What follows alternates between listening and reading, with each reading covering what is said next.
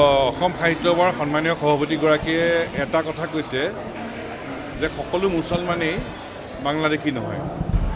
সেই কথাটোৰ লগত আমি একমত, কিন্তু ভাষাটোৰ সম্পৰ্কত অসম সাহিত্য সভাৰ সন্মানীয় সভাপতিগৰাকীয়ে যিটো কথা কৈছে, লোকপ্ৰিয় সম্পৰ্কত যিটো কথা কৈছে, সেই কথাটোৰ সৈতে আমি একমত নহয়। গতিকে অসমৰ খিলঞ্জীয়া মানুহৰ সুৰক্ষিত ভৱিষ্যতৰ লগত জড়িত এই বিষয়টোক লৈ আমি অসম সাহিত্য সভাৰ লগতো আমি আলোচনা কৰিম।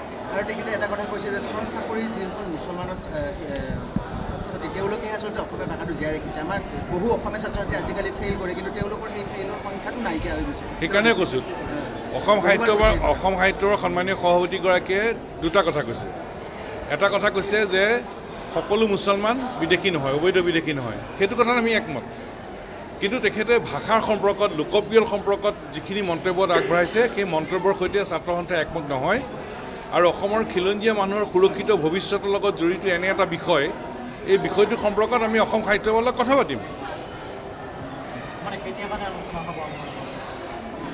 কিন্তু আমি সোনকালে কথা পাতিম, কাৰণ মূল বিষয়টো হ'ল অসমৰ খিলঞ্জীয়া মানুহৰ সুৰক্ষিত ভৱিষ্যতৰ বিষয়টোত নিশ্চিত হ'ব লাগিব। এই বিষয়ত সন্মানীয় অসম সাহিত্যৰ সভাপতিগৰাকীয়ে লোকপ্ৰিয় সম্পৰ্কত, ভাষা সম্পৰ্কত যিখিনি কথা কৈছে, সেই কথাৰ লগত ছাত্ৰ সন্থাই একমত নহয়।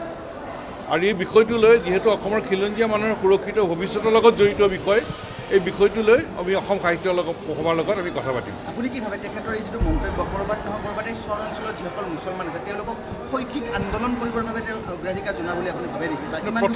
প্ৰথম কথা যে অসম সাহিত্য সভাৰ সন্মানীয় সভাপতিগৰাকীয়ে লোকপ্ৰিয় আৰু ভাষা সম্পৰ্কত যিখিনি কথা কৈছে, তাৰ লগত ছাত্ৰ সন্থাই একমত নহয়।